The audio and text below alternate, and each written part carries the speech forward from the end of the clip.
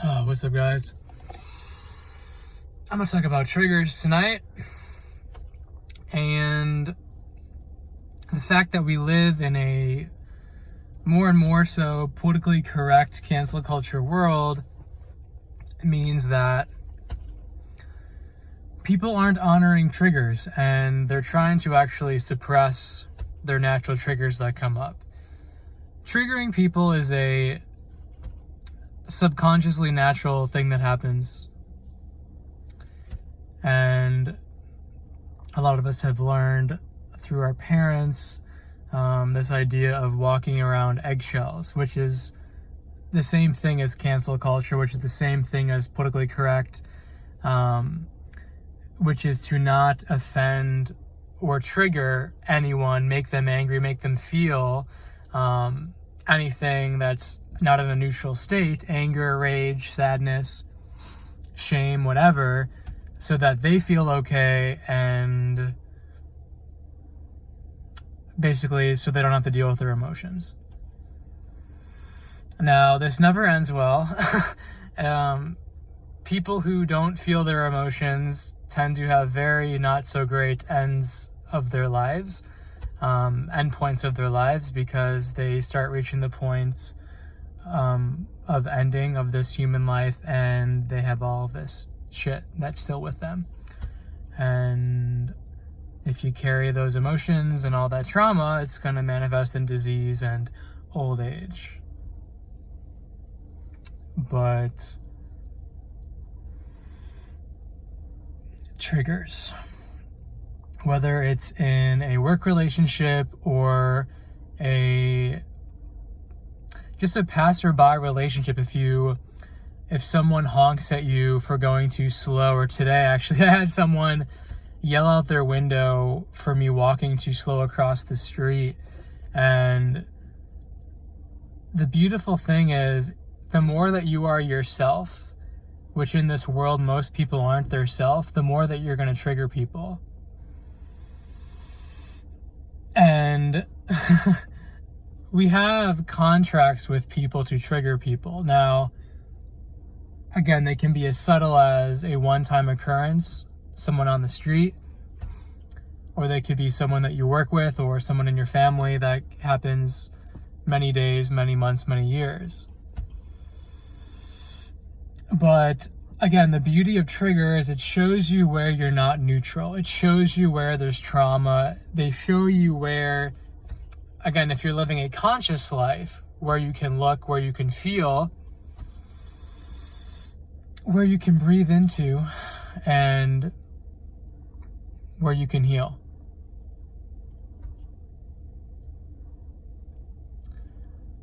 And if you're not conscious, so for example, that guy today that yelled out his window, I was walking too slow,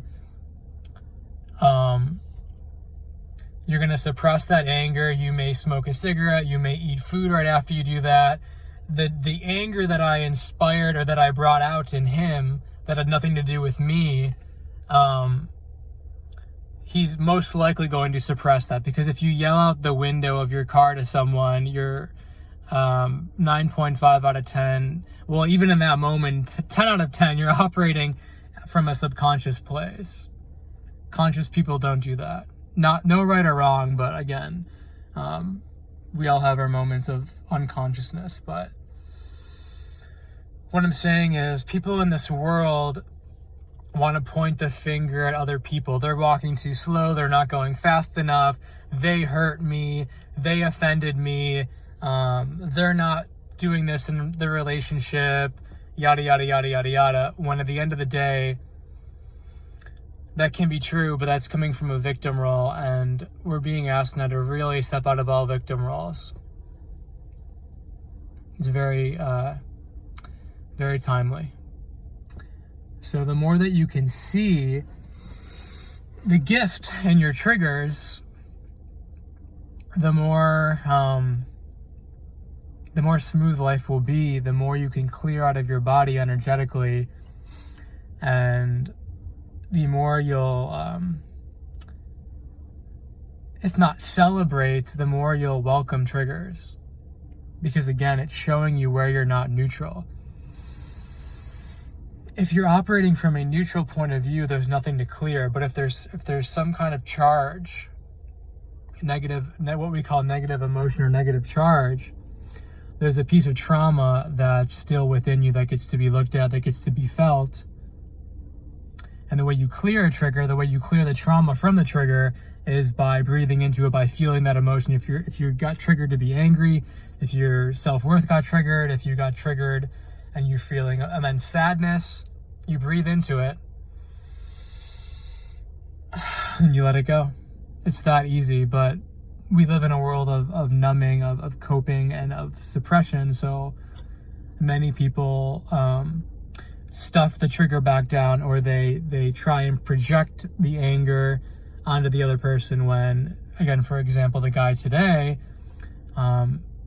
you can breathe, you can stop, you can go around the walker. If someone's going too slow for you, ahead of you, the conscious thing to do is to go in the other lane and go around them.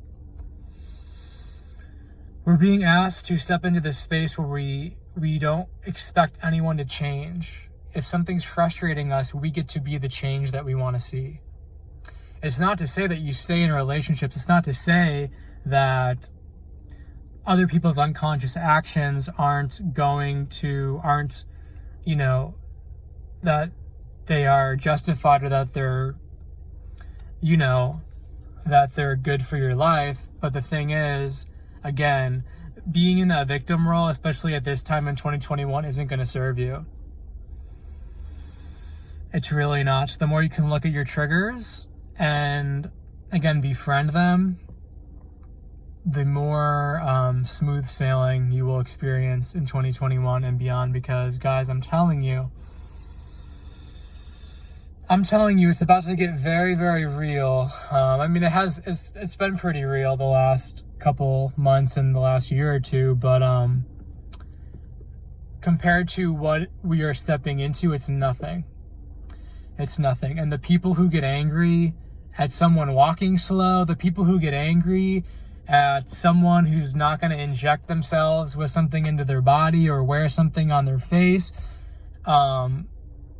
those people are going to have a very, very tough decade. I don't say that, maliciously. I say that as an energy reader, as someone who can read people's energy and read the quantum field of energy. You can make it so much easier on yourself and flow through this next decade and become one again with yourself, and not fragment and not project your emotions onto someone else. Because I'm telling you, from a soul level, eventually you're going to become whole. Eventually you're going to feel all those emotions you've been suppressing for most of your life, or maybe you've been feeling them, and congrats. But a lot of people on this earth have been suppressing their emotions their entire lives, and have been running away from their triggers, and have been using every last coping mechanism in the book to try and not feel. But the most powerful thing you can do for yourself, especially during this time, is to feel. And even if you can't get excited when the triggers come up, can you at least be open to the triggers that come up? Can you at least take the next step into feeling the anger, the sadness, the depression, the rage, the anxiety, the fear that other people aren't giving you, but that are coming, that are triggering you, they're unlocking it within yourself to trickle up. So can you see them as a gift? It's not easy, right? If you have a boss who's a bitch, for lack of a better word, or maybe it's a perfect word, can you see the gift in the trigger? Oh yeah, this is what I'll end with. Because at the end of the day, triggers are the gift of expansion, of contrast. It's what's unwanted. If we continue to live in this politically correct cancel culture world where we kind of fling off anyone who makes us feel bad, there's going to be so much less growth. Because triggers motivate you to feel the anger, to quit the job you hate, to move towards a job that you love. They motivate you to end a relationship that's not serving you, to step into and to prepare for a relationship that is good for you. Triggers help you see what is unwanted. So the people who trigger you, and again, from a very higher soul level, you've made these contracts with these people that are your enemies or whatever, especially people who really trigger you, to set you free. Ultimately, people who trigger the fuck out of you, if you're a conscious person, they're ultimately setting you free, because they're having you look at the parts that you haven't been able to look at because they've been pushed down. But these people, these angels in disguise that are triggering you, are allowing you to look at these parts that ultimately will bubble up trauma that allows you, once felt and cleared, to live a better life. I hope this helps, guys. I will see you soon in the next video. Feel your pain. I promise you, the more that you feel your pain, the less of it there is to feel, and the more gracefully you can navigate this crazy world that we're living in now. Take care. I love you guys, and don't be afraid of the heavier emotions. You can handle it. Part of the human fear of emotion feeling, and this dark age we're coming out of, is this idea that we can't feel them, that we'll die, that we'll burst if we feel these negative, dark emotions, if we sink into them. But I'm telling you, the more that you sink into them, and not attach to them, but just sink into and feel them and let them clear out of your body, the more you can live a life that is heaven on earth, and nothing short of that. Take care, guys. I love you.